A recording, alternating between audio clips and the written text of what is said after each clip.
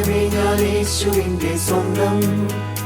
ഓ ജീവൻ തന്നു വീണ്ട സ്നേഹബന്ധം, തന്റെ മാവിൻ ചൂഴലിൽ ആയുരന്തം, ഞാനും ചേർന്നു വാഴും എന്താനന്ദം.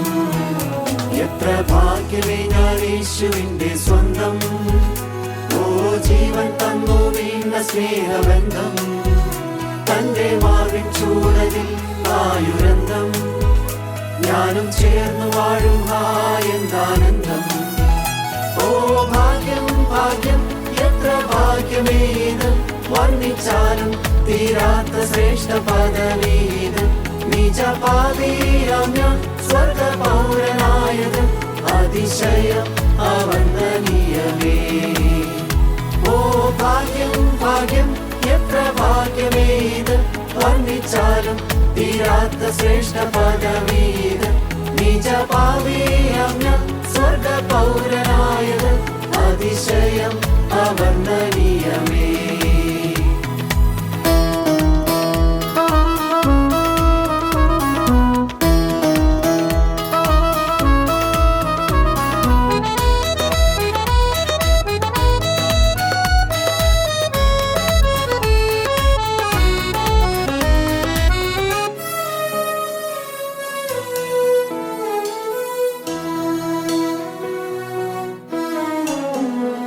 ലോകം നൽകാത്ത സമാധാനം, ഓ ക്രിസ്തുവിങ്കൽ ഞാൻ കണ്ടു ഭാഗ്യം. ഇന്നൻ ഹൃത്തിൽ നിറയും നവഗാനം, യേശു തന്ന നിത്യമാം രക്ഷാദാനം. ഈ ലോകം നൽകാത്ത സമാധാനം, ഓ ക്രിസ്തുവിങ്കൽ ഞാൻ കണ്ടു ഭാഗ്യം. ഇന്നൻ ഹൃത്തിൽ നിറയും നവഗാനം, യേശു തന്ന നിത്യമാം രക്ഷാദാനം. ഓ ഭാഗ്യം ഭാഗ്യം എത്ര ഭാഗ്യമേത്, വർണ്ണിച്ചാലും തീരാത്ത ശ്രേഷ്ഠ പദവീത്. നിജപാപിയാം ഞാൻ സ്വർഗ പൗരനായത്, അതിശയം അവന്ദനീയമേ. ഓ ഭാഗ്യം ഭാഗ്യം എത്ര ഭാഗ്യമേത്, വർണ്ണിച്ചാലും തീരാത്ത ശ്രേഷ്ഠ പദവീത്. നിജപാപിയാം ഞാൻ സ്വർഗ പൗരനായത്, അതിശയം അവന്ദനീയമേ.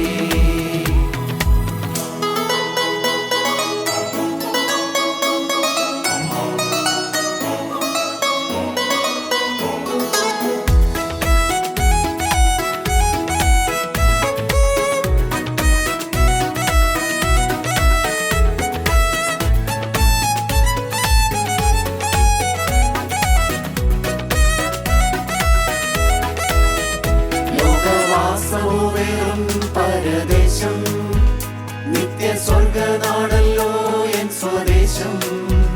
വേണ്ട ലോക ഇമ്പമോ ലവലേശം, ഇനി ക്രൂശിൻ ക്ലേശം താനെന്നാവേശം. ലോകവാസമോ വേറും പരദേശം, നിത്യ സ്വർഗനാടല്ലോ എൻ സ്വദേശം. വേണ്ട ലോക ഇമ്പമോ ലവലേശം, ഇനി ക്രൂശിൻ ക്ലേശം താനെന്നാവേശം. ഓ ഭാഗ്യം ഭാഗ്യം എത്ര ഭാഗ്യമേത്, വർണ്ണിച്ചാലും തീരാത്ത ശ്രേഷ്ഠ പദവീത്. നിജപാപിയാം ഞാൻ സ്വർഗ പൗരനായത്, അതിശയം അവന്ദനീയമേ. ഓ ഭാഗ്യം ഭാഗ്യം എത്ര ഭാഗ്യമേത്, വർണ്ണിച്ചാലും തീരാത്ത ശ്രേഷ്ഠ പദവീത്. നിജപാപിയാം ഞാൻ സ്വർഗ പൗരനായത്, അതിശയം അവന്ദനീയമേ.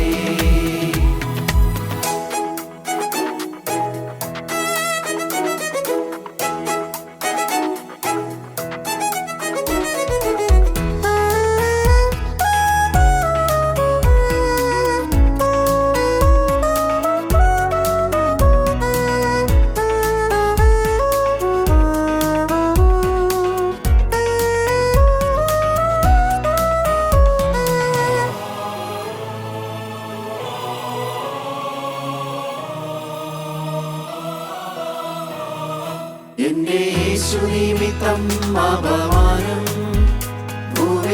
ഏൽക്കുന്നതല്ലോ അഭിമാനം, ലോകസമ്പത്തുമെല്ലാ സ്ഥാനമാനം. വെറും ചപ്പെന്നെണ്ണും ഞാൻ ക്രിസ്തു മൂലം, എന്റെ യേശു നിമിത്തം അപമാനം. ഭൂമിൽ ഏൽക്കുന്നതല്ലോ അഭിമാനം, ലോകസമ്പത്തുമെല്ലാ സ്ഥാനമാനം. വെറും ചപ്പെന്നെണ്ണും ഞാൻ ക്രിസ്തു മൂലം. ഓ ഭാഗ്യം ഭാഗ്യം എത്ര ഭാഗ്യമേത്, വർണ്ണിച്ചാലും തീരാത്ത ശ്രേഷ്ഠ പദവീത്. നിജപാപിയാം ഞാൻ സ്വർഗ പൗരനായത്, അതിശയം അവർണ്ണനീയമേ. ഓ ഭാഗ്യം ഭാഗ്യം എത്ര ഭാഗ്യമേത്, വർണ്ണിച്ചാലും തീരാത്ത ശ്രേഷ്ഠ പദവീത്. നിജപാപിയാം ഞാൻ സ്വർഗ പൗരനായത്, അതിശയം അവർണ്ണനീയമേ. ത്രിയേക ദൈവത്തിന് സ്തുതി. കർത്താവിൻ്റെ പരിശുദ്ധ തിരുനാമം മഹത്വപ്പെടുമാറാകട്ടെ. കർത്താവിനാൽ ആകർഷിക്കപ്പെട്ട, കർത്താവിനാൽ അനുഗ്രഹിക്കപ്പെട്ട വിശ്വാസികളുടെ സമൂഹത്തിന് യേശുക്രിസ്തുവിൻ്റെ അതിപരിശുദ്ധമായ നാമത്തിൽ എൻ്റെ സ്നേഹവന്ദനം. കർത്താവിൻ്റെ ഒന്നാമത്തെ വരവിൽ കർത്താവിനെ വഴിയൊരുക്കുവാനായിട്ട് യോഹന്നാൻ സ്നാപകൻ വന്നു. യോഹന്നാൻ സ്നാപകൻ പരിശുദ്ധാത്മ നിറമുള്ളവനായിരുന്നു. യോഹന്നാൻ സ്നാപകൻ ദൈവം വളർത്തിക്കൊണ്ടുവന്ന ഒരു ദൈവം ഇതിലാണ്. യേശുവിന് വഴിയൊരുക്കുവാൻ വന്ന ദൈവം ഇതിലാണ്. യോഹന്നാൻ സ്നാപകൻ നാസീർ വ്രതമുള്ളവനായിരുന്നു. ജീവിച്ച കാലം യേശുവിന് വേണ്ടി ജീവിച്ചവനായിരുന്നു. കർത്താവായ യേശു ക്രിസ്തു പരസ്യ ശുശ്രൂഷ നാളിൽ യെരൂശലേം ദേവാലയത്തിൽ നിന്നുകൊണ്ട് വിളിച്ചു പറഞ്ഞു, യോഹന്നാൻ 7:37, ദാഹിക്കുന്നവനെല്ലാം എൻ്റെ അടുക്കൽ ഒന്ന് കുടിക്കട്ടെ. വിശ്വസിക്കുന്നവൻ്റെ ഉള്ളിൽ നിന്ന് തിരുവെടുത്ത് പറയുന്നത് പോലെ ജീവജലത്തിൽ നദികൾ ഒഴുകും. ഇത് തന്നെ വിശ്വസിക്കുന്നവർക്ക് ലഭിക്കാനുള്ള ആത്മാവിനെ കുറിച്ചാകുന്നു പറഞ്ഞത്.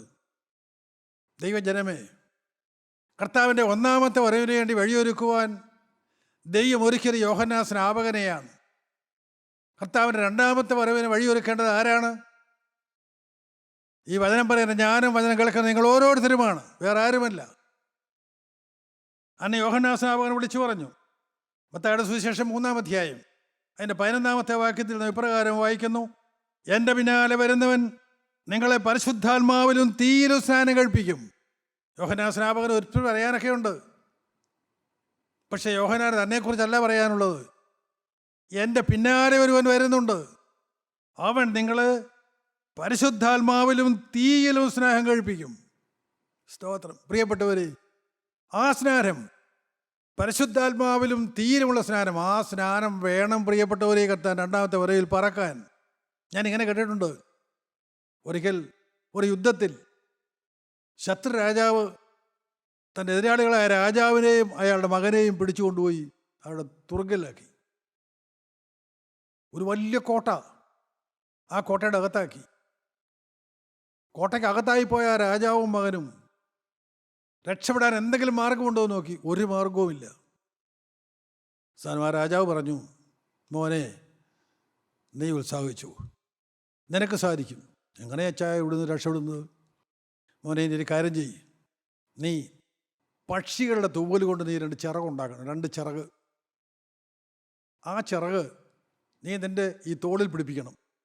എങ്ങനെ പിടിപ്പിക്കും? മെഴുകുകൊണ്ട് അത് പിടിപ്പിക്കാം. മെഴുകുകൊണ്ട് നീ പറക്കണം. ഈ വലിയ കോട്ടയിൽ നീ വെളിയിൽ കടക്കണം. നീ നമ്മുടെ രാജ്യത്തേക്ക് ചെല്ലണം. നീ രാജാവാകണം. വീണ്ടും പറഞ്ഞു കൊടുത്തു. അച്ഛൻ രാജാവ് അധികം വൈകാതെ ആ കോട്ടയ്ക്കകത്ത് കിടന്ന് മരിച്ചു. മകൻ അച്ഛൻ പറഞ്ഞതുപോലെ തന്നെ 2 ചിറകുണ്ടാക്കി. അവൻ മെഴുകുകൊണ്ട് അവൻ്റെ ശരീരത്തിൽ ആ ചിറക് 2 പിടിപ്പിച്ചു. അച്ഛൻ പറഞ്ഞതുപോലെ അവൻ പറക്കാൻ നോക്കി, പറക്കാൻ പറ്റുന്നുണ്ട്. ഇവൻ്റെ പിതാവ് രാജാവ് പറഞ്ഞു കൊടുത്തിരുന്നു, മോനെ, നീ അധികം മുകളിലേക്ക് പറക്കരുത്. എന്താ വെച്ചാൽ അധികം മുകളിലേക്ക് പറന്നാൽ നിൻ്റെ ഈ ചിറക് വിട്ടുപോകും. നീ സൂര്യനോട് അടുക്കുമ്പോൾ മുകളിലേക്ക് പോകും തോറും ചൂട് കൂടും. അപ്പോൾ നിൻ്റെ ഈ ചിറക് വിട്ടുപോകും, നീ നശിച്ചു പോവും, നഷ്ടപ്പെട്ടു പോവും. അധികം പറക്കരുത്. ഈ കോട്ടയിൽ നിന്ന് രക്ഷപ്പെടാനുള്ള മാർഗം അതാണ്. മകൻ ചിറകെല്ലാം പിടിപ്പിച്ചു. അവൻ പറന്നു. അവൻ മുകളിലേക്ക് പറന്നു. നല്ല സുഖം. മുകളിലേക്ക് അവൻ പറന്നു. കോട്ടയിൽ നിന്ന് വെളിയിൽ കിടന്നു. പക്ഷെ അവൻ പിന്നെയും മോഹം, ഇനിയും മുകളിലേക്ക് പറക്കണം. അവൻ പിന്നെയും സ്വന്തം പിതാവിൻ്റെ വാക്കുകൾ കേൾക്കാതെ അവൻ പിന്നെയും മുകളിലേക്ക് പറന്നു. അവസാനം ചൂട് കൂടി വന്നപ്പോൾ ഈ ചിറകുകൾ വിട്ടുപോയി, അവൻ നശിച്ചുപോയി. പ്രിയപ്പെട്ടവരെ, കർത്താവൻ രണ്ടാമത്തെ വരയിൽ പറക്കുവാൻ വേണ്ട സകല നോക്കി തരുവാൻ ഒരു പരിശുദ്ധാത്മാവാൻ ദൈവമുണ്ട്. അതുതന്നെയാണ് യോഹന്നാൻ സ്നാപകൻ വിളിച്ചു പറഞ്ഞത്. തൻ്റെ 30-ാമത്തെ വയസ്സിൽ മരുഭൂമിയിൽ വളർന്ന യോഹന്നാൻ, ദൈവം വളർത്തിക്കൊണ്ടുവന്ന യോഹന്നാൻ യോർദാന്റെ കരയിലേക്ക് വന്നിട്ട് വിളിച്ചു പറഞ്ഞു, എൻ്റെ പിന്നാലെ ഒരുവൻ വരുന്നുണ്ട്, ഞാൻ വെറും വെള്ളം കൊണ്ട് നിങ്ങളെ സ്നാനം കഴിപ്പിച്ചു, എന്നാൽ എൻ്റെ പിന്നാലെ വരുന്നവൻ പരിശുദ്ധാത്മാവ് കൊണ്ടും തീ കൊണ്ടും നിങ്ങളെ സ്നാനപ്പെടുത്തും. കൃത്യമായിട്ട് പറഞ്ഞു കൊടുത്തു. പ്രിയപ്പെട്ടവര്, യോഹന്നാൻ, നാസ്യവ്രതമുള്ള യോഹന്നാൻ, ഒരു തെറ്റിലേക്ക് പോകാനുള്ള യോഹന്നാൻ, ഏത് അധികാരികളുടെ മുമ്പിൽ ധൈര്യത്തോടെ നിന്നുകൊണ്ട് വചനം കൊടുത്ത യോഹന്നാൻ, പാപത്തെ നഖശിഖാന്തം എതിർത്ത യോഹന്നാൻ, ആ യോഹന്നാൻ ജീവിച്ചത് കർത്താവിന് വേണ്ടിയാണ്. സ്തോത്രം. ഒരു സംശയവുമില്ല. ആ യോഹന്നാൻ പോലും തന്നെ പൊക്കിയില്ല. തന്നെ ആരും കാണാൻ ആഗ്രഹിച്ചില്ല. താത്തി ക്രിസ്തുവിലേക്ക് വരെ ചൂണ്ടി, എൻ്റെ പിന്നാലെ ഒരു വരുന്നു. വേറെ സുവിശേഷത്തിൽ കാണാം, അവൻ്റെ ചെരുപ്പിൻ്റെ വാറഴിപ്പാൻ ഞാൻ യോഗ്യനല്ല. അന്നത്തെ കാലത്ത് ചെരുപ്പിൻ്റെ വാറഴിക്കുന്നത് ദാസന് ഒരു അവകാശബോധമില്ലാത്തവനാണ്. യജമാനൻ ദാസന് ഭക്ഷണം കൊടുത്താൽ കഴിക്കാം, കൊന്നാൽ കൊന്നു, നോ ക്ലെയിം, അവകാശവാദങ്ങളൊന്നുമില്ല. യോഹന്നാൻ അതിനേക്കാൾ വീണ്ടും ഒന്നുകൂടെ താണു. ആ യോഹന്നാൻ സ്നാപകൻ ഇരിക്കുന്നതായ പറുദീസയിൽ ഇന്നത്തെ എത്ര ക്രിസ്ത്യാനി ചെല്ലും? താഴ്ത്തിയോ? താഴാൻ മനസ്സുണ്ടോ? അവൻ ആരാണ്? അവൻ പരിശുദ്ധാത്മാവിലും തീയിലും സ്നാനപ്പെടുത്തുന്നവനാണ്. നമുക്ക് അരികിലേക്ക് ചെല്ലാം, ആ രക്ഷകനെ തേടാം. പാപിയെ രക്ഷിക്കുവാനായി ഈ ഭൂമിയിലേക്ക് ഇറങ്ങി വന്ന ആ കർത്താവായ യേശുക്രിസ്തുവിലേക്ക് നമുക്ക് ചെല്ലാം. ലൂക്കോസിന് സുവിശേഷം 24-ാം അധ്യായം 49-ാമത്തെ വാക്യത്തിൽ ഉയർത്തെഴുന്നേറ്റ കർത്താവായ യേശുക്രിസ്തു തൻ്റെ പ്രിയപ്പെട്ട ശിഷ്യന്മാരെ വിളിച്ച് അവരോട് ഇപ്രകാരം പറഞ്ഞു. ലൂക്കോസ് 24:49, എൻ്റെ പിതാവ് വാഗ്ദത്തം ചെയ്തതിനെ ഞാൻ നിങ്ങളുടെ മേലയക്കും.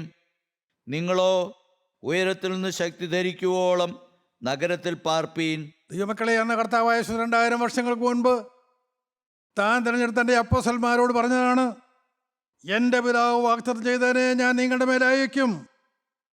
നിങ്ങളോ ഉയരത്തിൽ നിന്ന് ശക്തി ധരിക്കുവോളം നഗരത്തിൽ പാർപ്പീൻ. കർത്താവ് രണ്ടാമത്തെ വരവ് ഏറ്റെടുത്തു. ഈ ശക്തിക്ക് വേണ്ടി കാത്തിരിക്കാൻ ആരുണ്ട്? ഈ ആത്മാവിന് വേണ്ടി കാത്തിരിക്കാൻ ഇന്നത്തെ തലമുറയിൽ ആരുണ്ട്? ആർക്കതൊരു ആവശ്യബോധമായിട്ട് തോന്നാറുണ്ട്? ഇന്നും ചടങ്ങുകളൊക്കെ ഉണ്ട്. പെന്തക്കോസ്തി പെരുന്നാൾ പള്ളികളിൽ ആചരിക്കാറുണ്ട്. ദൈവാലയത്തിൽ മുട്ടുകുത്തിയിരുന്ന് പ്രാർത്ഥിക്കും. പിതാവിനോടുള്ള പ്രാർത്ഥന കഴിയുമ്പോൾ പറയും, ദൈവത്തിൻ്റെ ശക്തിയാൽ എഴുന്നേക്കാം. മുട്ടിന് ബലമുള്ളതുകൊണ്ട് എഴുന്നേക്കും. ദൈവത്തിൻ്റെ ശക്തി പ്രാപിച്ചോ? യേശു ക്രിസ്തുവിൻ്റെ കൃപയാൽ എഴുന്നേക്കാം. ദൈവത്തിൻ്റെ കൃപയാൽ എഴുന്നേക്കാം. ആണോ എഴുന്നേക്കുന്നത്? പരിശുദ്ധാത്മ ശക്തിയാൽ എഴുന്നേക്കാം. എല്ലാവരും കുറേലായുസം എന്ന് പറഞ്ഞുകൊണ്ടിരിക്കും. ത്യജിക്കപ്പെട്ടില്ലേ? ഇന്നത് വെറും പഴങ്കഥകളായി മാറിപ്പോയില്ലേ? ഒറ്റയ്ക്കൊരു പരിഹാര മാർഗമേ ഉള്ളൂ. ഉപവാസം എടുക്കുക, ധ്യാനത്തോടെ ഇരിക്കുക, പരിശുദ്ധാത്മാവിന് വേണ്ടി കാത്തിരിക്കുക. അതുതന്നെയാണ് കർത്താവ് യേശു ക്രിസ്തു അപ്പോസ്തലന്മാരോട് പറഞ്ഞത്, എൻ്റെ പിതാവ് വാഗ്ദത്തം ചെയ്തതിന് ഞാൻ നിങ്ങളുടെ മേലയക്കും. കർത്താവ് പറഞ്ഞ വാഗ്ദത്തം നിറവേറ്റും.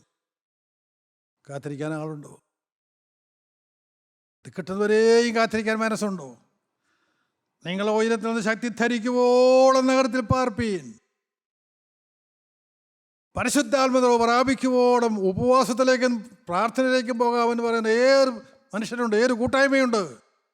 നമുക്കായി തുടങ്ങാം, നമുക്കായി പ്രാർത്ഥനയോടെ ഇരിക്കാം. അപ്പോസ്തലപ്രവൃത്തിയുടെ പുസ്തകം 1-ാം അധ്യായം 4-5 വാക്യങ്ങളുള്ള കർത്താവായ യേശു ക്രിസ്തു ഇപ്രകാരം പറഞ്ഞു. അങ്ങനെ അവൻ അവരുമായി കൂടിയിരിക്കുമ്പോൾ അവരോട്, നിങ്ങൾ യെരൂശലേമിൽ നിന്ന് വാങ്ങിപ്പോകാതെ എന്നോട് കേട്ട പിതാവിൻ്റെ വാഗ്ദത്തത്തിനായി കാത്തിരിക്കണം.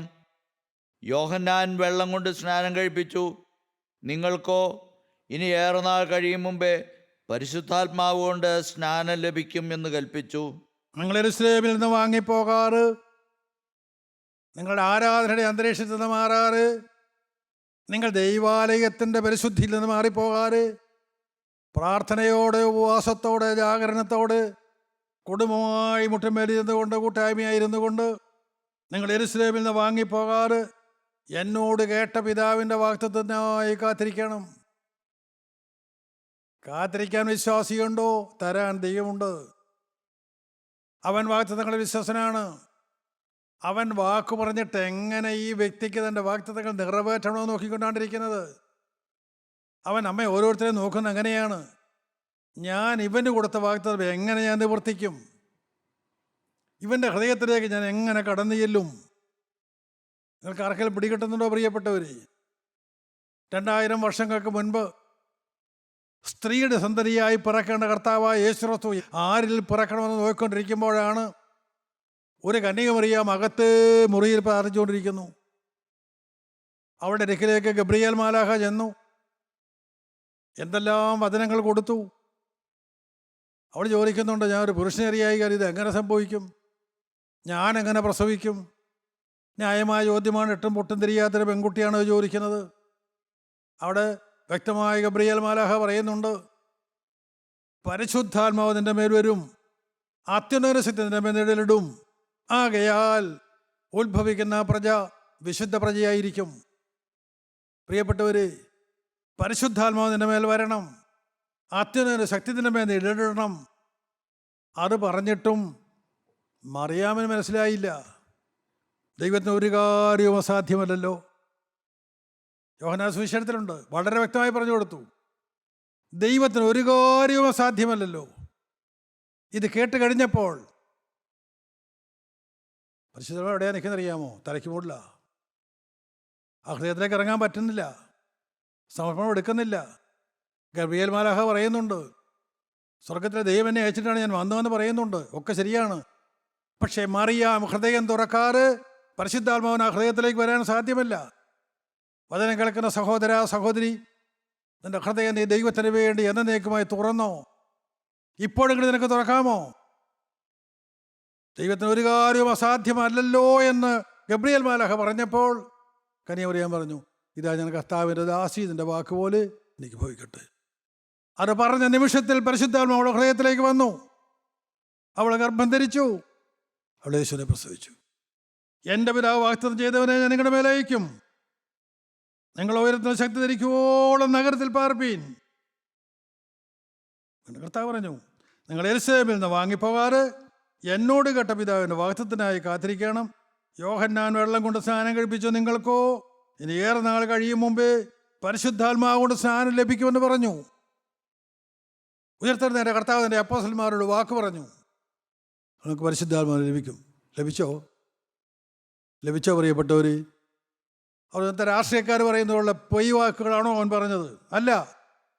അപ്പോസ്തലപ്രവൃത്തി 1-ാം അധ്യായം 8-ാമത് വാക്യത്തിൽ അഭിപ്രായം വായിക്കുന്നു, 1:8 അഭിപ്രായം വായിക്കുന്നു, എന്നാൽ പരിശുദ്ധാത്മാവ് നിങ്ങളുടെ മേൽ വരുമ്പോൾ നിങ്ങൾ ശക്തി ലഭിച്ചിട്ട് യെരൂശലേമിലും യഹൂദ്യയിലെല്ലായിടത്തും ശമര്യയിലും ഭൂമിയുടെ അറ്റത്തോളവും എൻ്റെ സാക്ഷികളാകും എന്ന് പറഞ്ഞു. സ്തോത്രം.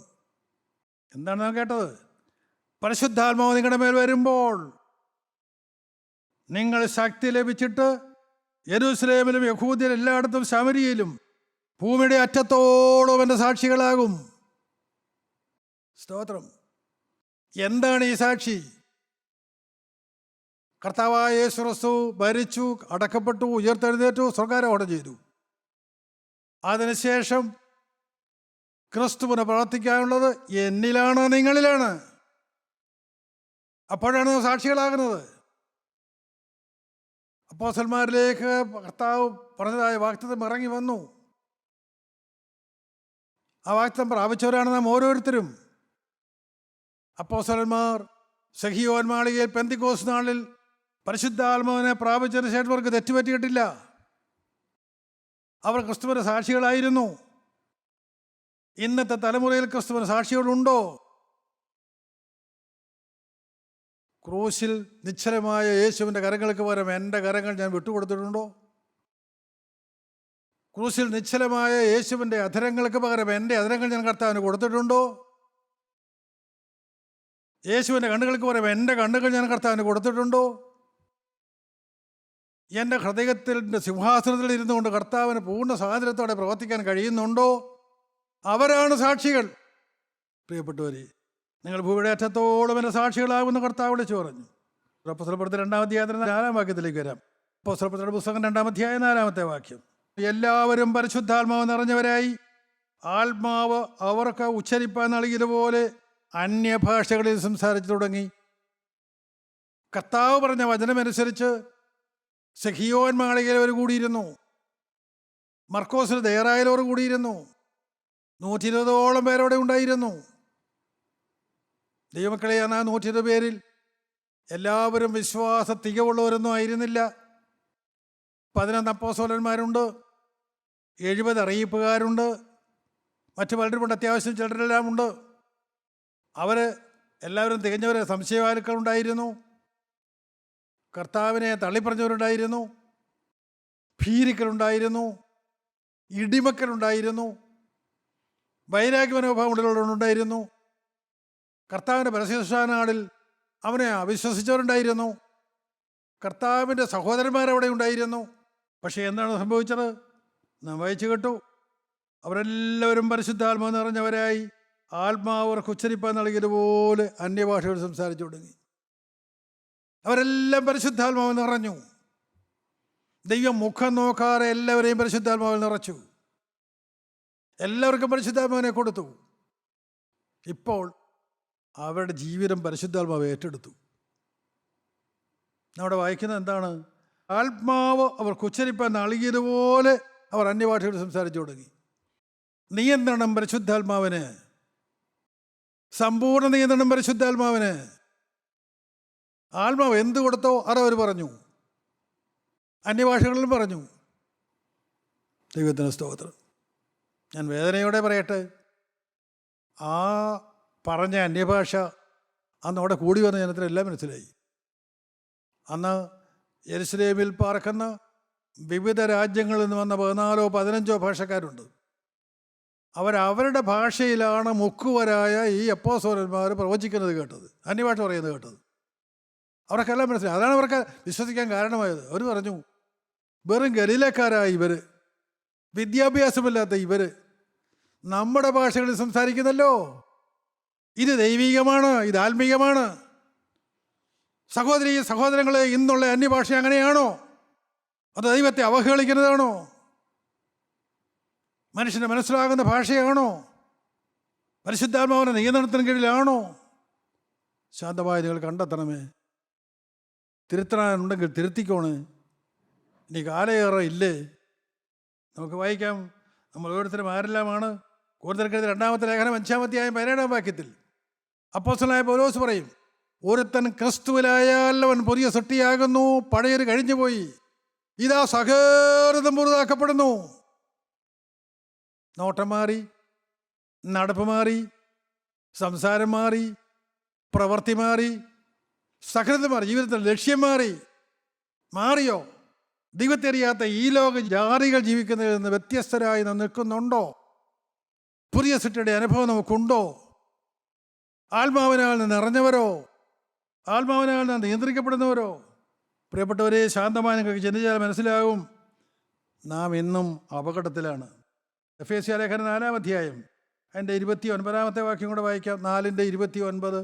കേൾക്കുന്നവർക്ക് കൃപ ലഭിക്കേണ്ടതിന് ആവശ്യം പോലെ ആത്മീയവർദ്ധനയ്ക്കായി നല്ല വാക്കല്ലാതെ ആകാത്തതൊന്നും നിങ്ങളുടെ വായിൽ നിന്ന് പുറപ്പെടരുത്. സ്തോത്രം. കേട്ടോ, അപ്പോസ്തലനായ പൗലോസ് എഫേസ്യർക്ക് എഴുതിയ ലേഖനത്തിൽ പറയുകയാണ്, കേൾക്കുന്നവർക്ക് കൃപ ലഭിക്കേണ്ടതിന് ആവശ്യം പോലെ ആത്മീക വർദ്ധനയ്ക്കായി നല്ല വാക്കല്ലാതെ ആകാത്തതൊന്നും നിങ്ങളുടെ വായിൽ നിന്ന് പുറപ്പെടരുത്. ഒരു വിശ്വാസിയുടെ നാവ് ദൈവത്തിൻ്റെ നാവായിരിക്കണം. കേൾക്കുന്നവർക്ക് ആത്മീക വർദ്ധന വരുന്നതായിരിക്കണം. അത് ഉപ്പിനാൽ രുചി വരുത്തിയതായിരിക്കണം. ആത്മീക വർദ്ധന വരുത്തുന്നതായിരിക്കണം.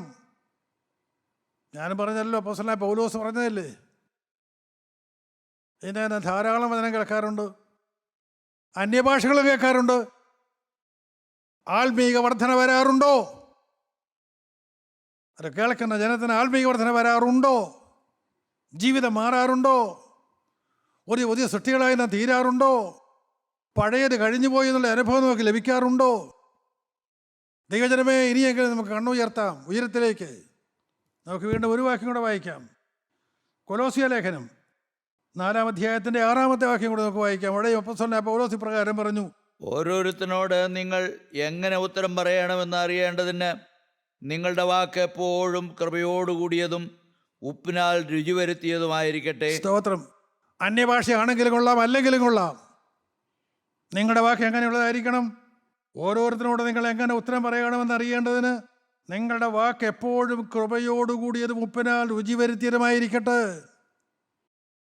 കൃപയോടുകൂടിയതാകണമെങ്കിൽ നിന്റെ അകത്ത് ആത്മാവ് വേണം. ആത്മാവിൽ നീ പറഞ്ഞാൽ അത് കൃപയോടുകൂടിയ വചനമാണ്, അത് ഉപ്പിനാൽ രുചി വരുത്തിയതാണ്. സ്തോത്രം. പ്രിയപ്പെട്ടവരെ, അല്പം ചിലവുള്ള കാര്യമാണ് അത്. ഒരു ഉപ്പ് ക്രിസ്റ്റലായി ഇവിടെ ഇരുന്നാൽ നിനക്കാരും രുചിപ്പിക്കാനൊക്കില്ല. നിന്നെ ദൈവത്തിന് ഉപയോഗിക്കാനും കഴിയുകയില്ല. ദൈവാത്മാവ് നിൻ്റെ ഹൃദയത്തിലേക്ക് കടന്നു വന്ന് നിന്നെ ഉപയോഗിക്കണമെങ്കിൽ നിൻ്റെ നാവും നിൻ്റെ അധരങ്ങളും നിൻ്റെ കണ്ണും നിൻ്റെ ഹൃദയവും നിൻ്റെ കൈകാലുകളും പരിശുദ്ധാത്മാവിനെ ഉപയോഗിക്കണമെങ്കിൽ നീ വെള്ളത്തിൽ ലയിച്ചു തീരുന്ന ഉപ്പാകണം. സ്തോത്രം. നീ ക്രിസ്ത്യനായിട്ടിരുന്നാൽ പറ്റൂല. അത് വെള്ളത്തിൽ ലയിച്ച് ചേർന്ന് ഉപ്പിന് നിൻ്റെ സ്വയം പോയി, നിൻ്റെ അഡ്രസ്സ് പോയി, നിൻ്റെ ആളത്വം പോയി, നിൻ്റെ വ്യക്തിത്വം പോയി, എല്ലാം പോയി. അത് പരിശുദ്ധാത്മാവ് ഏറ്റെടുക്കുകയാണ്. അത് ഉപ്പിനാൽ രുചി വരുത്തിയതാണോ? ശാന്തമാനങ്ങൾ ചിന്തിക്കുക. അത് അനേകർക്ക് ആത്മീയവർദ്ധന വരുത്തുന്നതാണോ? അത്തരം വാക്കുകളാണ് നാം പറയേണ്ടത്. ദൈവത്തിന് സ്തോത്രം. വീണ്ടും ഒരു വാക്യം കൂടെ വായിക്കാം. അപ്പോസ്തലപ്രവൃത്തികളുടെ പുസ്തകം 2-ാം അധ്യായം 33-ാമത്തെ വാക്യം കൂടെ വായിക്കാം. 2:33. അവൻ ദൈവത്തിൻ്റെ വലഭാഗത്തേക്ക് ആരോഹണം ചെയ്ത് പരിശുദ്ധാത്മാവെന്ന വാഗ്ദത്തം പിതാവിനോട് വാങ്ങി നിങ്ങൾ ഈ കാണുകയും കേൾക്കുകയും ചെയ്യുന്നത് പകർന്നു തന്നു. സ്തോത്രം. അവിടെ കൂടി വരുന്ന ജനം അത്ഭുതത്തോട് ഈ അന്യഭാഷ കേട്ടുകൊണ്ടിരിക്കുമ്പോൾ, അപ്പോസ്തലനായ പത്രോസെ പ്രസംഗിക്കുന്നത് കേട്ടുകൊണ്ടിരിക്കുമ്പോൾ ജനം അത്ഭുതത്തോടെ എന്താണ് ഈ കേൾക്കുന്നത്? ഈ വെറും നിസ്സാരരായ ഈ ഗലീലക്കാർ, വിദ്യാഭ്യാസമില്ലാത്ത ഇവർ പറയുന്ന ഈ വാക്കുകൾ ഏതാണ്? അപ്പോൾ പത്രോസ് പ്രാഗൽഭ്യത്തോടെ പറഞ്ഞു, നിങ്ങളെ ക്രൂശിച്ച ഈ യേശു, അവൻ ദൈവത്തിൻ്റെ വലത്ത് ഭാഗത്തേക്ക് ആരോഹണം ചെയ്തു, പരിശുദ്ധാത്മാവ് എന്ന വാഗ്ദത്തം പിതാവിനോട് വാങ്ങി നിങ്ങൾ ഈ കാണുകയും കേൾക്കുകയും ചെയ്യുന്നത് പകർന്നു തന്നു. സ്തോത്രം. പിതാവിൻ്റെ വലത്ത് ഭാഗത്തേക്ക് ആരോഹണം ചെയ്ത കർത്താവായ യേശു ക്രിസ്തു, അവൻ വാഗ്ദത്തം ചെയ്തതുപോലെ അവൻ പരിശുദ്ധാത്മാവിനെ നിങ്ങൾ അയച്ചു തന്നിരിക്കുന്നു. ആരാണ് നിങ്ങൾ ഈ കാണുകയും കേൾക്കുകയും ചെയ്യുന്നത്? പ്രിയപ്പെട്ടവരെ, അന്നത്തെ തലമുറയിലുള്ള ആത്മീയ ആരാധന ഇന്നത്തെ തലമുറയിൽ ജനം കണ്ടിട്ട് അവിശ്വാസികൾ വിശ്വാസികളാകുവാൻ തക്കോണം നിൽക്കാൻ ആരുണ്ട്? നമുക്ക് നിൽക്കാം. വേറെ ആരാണ് നിൽക്കാൻ? കർത്താവേ, ഞാൻ നിന്നെ വഹിക്കുന്നൊരു കഴുതിയായി നിന്നുകൊള്ളാം. വാക്ക് പറയാൻ ആരുണ്ട്? എനിക്ക് ലോകത്തിൻ്റെ സ്ഥാനം വേണ്ട, മാനം വേണ്ട, ഒന്നും വേണ്ട. പ്രിയപ്പെട്ടവരെ, അയ്യോ, ഞാൻ ഈ ലോകത്ത് ജീവിക്കണമെന്നുണ്ടെങ്കിൽ ജോലി ചെയ്യേണ്ട, ഈ ലോകത്തുണ്ടെങ്കിൽ പണം ഉണ്ടാക്കണ്ട്, മക്കളെ പഠിപ്പിക്കണ്ട്, എന്തെല്ലാം ചിന്തകളാണ് മനുഷ്യനെ പിന്നോട്ട് വലിക്കാനായിട്ട് പിശാച് കൊണ്ടുവരുന്ന ചിന്തകൾ. മിസ്രൈമിൽ നിന്ന് പുറപ്പെട്ടു പോകുന്ന ഇസ്രായേൽ ജനം ഇറങ്ങിയപ്പോൾ തുടങ്ങി ഞങ്ങൾ എന്ത് കുടിക്കും? ആരാണ് അവരുടെ കൂടെ ഉള്ളത്? അവർ കണ്ടോ? ഫറവോന്റെ അടിമത്തത്തിൽ അവരെ വിടുവിച്ചത് ആരാണ്? ദൈവമല്ലേ? അവർ കണ്ണാലെ കണ്ടതല്ലേ? ചെങ്കടൽ കടത്തിയത് ദൈവമല്ലേ? അവർ കണ്ടതല്ലേ? നേരിട്ട് അനുഭവിച്ചതല്ലേ? അവരുടെ പിന്നാലെ വന്ന ഫറവോനും സൈന്യവും ചെങ്കടൽ മുങ്ങിച്ചെത്തവരുടെ കണ്ണാലെ കണ്ടതല്ലേ? ഫറവോന്റെ രാജ്യ അതിർത്തിയായ ചെങ്കടൽ കടന്ന് മരുഭൂമിയിലേക്ക് അവർ കടന്നു. എന്നിട്ടും ചോദിക്കുക, ഞങ്ങൾ എന്ത് കുടിക്കും? ജഡീകരായ മനുഷ്യർ, പ്രാകൃതരായ മനുഷ്യർ വിശ്വാസികളാണോ? അവരുടെ കൂടെ ആരുണ്ട്? പകൽ മേഘസ്തംഭത്തിലും രാത്രി അഗ്നിസ്തംഭത്തിലും യഹോവ അവരോട് കൂടെയുണ്ട്. എന്നിട്ടും ചോദിക്കുക, ഞങ്ങൾ എന്ത് കുടിക്കും? ക്രിസ്തീയ സമൂഹമേ, പരിശുദ്ധാത്മാവിനോടുകൂടെ ഉണ്ടോ? പരിശുദ്ധാത്മാവ് ഉണ്ടെങ്കിൽ നടത്താൻ മതിയായവനാണ്. നിങ്ങൾക്കറിയാമോ, 30 ലക്ഷത്തോളം പേരെ മരുഭൂമിയിലൂടെ നടത്തിയപ്പോൾ അവരുടെ മുമ്പിൽ കുടയായി മേഘസ്തംഭമായി ദൈവം നിന്നു. മേലോട്ട് നോക്കിയാൽ പോരെ, കാണാൻ മേലെ ദൈവത്തെ സാന്നിധ്യം അവർക്ക് കാണാവുന്നതല്ലേ? സ്തോത്രം. രാത്രിയിൽ അവർക്ക് അറിഞ്ഞുകൂടാത്ത വഴിയിലൂടെ പോകാൻ വെളിച്ചം വേണം. അഗ്നിസ്തംഭമായി അവിടെ തലയ്ക്ക് മുകളിൽ ദൈവം ഉണ്ടായിരുന്നു. വിശ്വസിച്ചോ? അവർ വിശ്വസിച്ചോ? വിശ്വസിച്ചെങ്കിൽ ഞങ്ങൾക്ക് ആരപ്പം തരുമോ, ആര് ഞങ്ങൾക്ക് തിന്നാൻ തരുമോ, ആര് വെള്ളം തരുമോ എന്ന് ചോദിക്കുമോ? ഇന്നത്തെ തലമുറ അതേ തലമുറയല്ലേ? 6 ലക്ഷം പേരിൽ 2 പേര് വാഗ്ദത്തത്തിനാലെത്തി. സഹോദരങ്ങളെ, കർത്താവിൻ്റെ രണ്ടാമത്തെ വരവിൽ എത്ര പേര് പറക്കും? നമുക്ക് ശാന്തമായി കർത്താവിൻ്റെ മുഖത്തേക്ക് നോക്കാം. നമുക്ക് കർത്താവിനോട് ചോദിക്കാം, കർത്താവേ, എൻ്റെ ജീവിതം മുഴുവൻ തെറ്റിലാണ് ഞാൻ സംഭരിക്കുന്നത്. ഞാൻ തിന്മയ്ക്ക് വേണ്ടിയല്ല, ചെലവഴിച്ചു പോയി ഞാൻ സംഭരിക്കുന്നു. ഈ നിമിഷം, നിർണായകമായ ഈ നിമിഷം, ഞാൻ നിന്നെ മുഖാമുഖം കാണുന്ന ഈ സമയം, കർത്താവെ, ഞാൻ എൻ്റെ ഹൃദയം നിനക്കായി തുറക്കുന്നു. ഞങ്ങളുടെ ആത്മശരീര മനസ്സുകളെ നിനക്കായി തരുന്നു. ഹൃദയത്തിലേക്ക് ഇറങ്ങി വരാമോ? തിരുസത്തത ഞങ്ങളെ കഴുകാമോ? അവിടുത്തെ ആത്മാവിനെ ഞങ്ങളുടെ മേൽ പകരാമോ? രണ്ടാമത്തെ വരവിനായി ഞങ്ങളെല്ലാവരെയും ഒരുക്കണമേ. ആരും നഷ്ടപ്പെട്ടു പോകാതെ കാക്കണമേ. എല്ലാവരെയും അനുഗ്രഹിക്കണമേ. മാനവും മഹത്വത്തോടെ നേടുക്കണമേ. യേശുക്രിസ്തുവിൻ്റെ അതിപരിശുദ്ധ നാമത്തിൽ തന്നെ. ആമേൻ.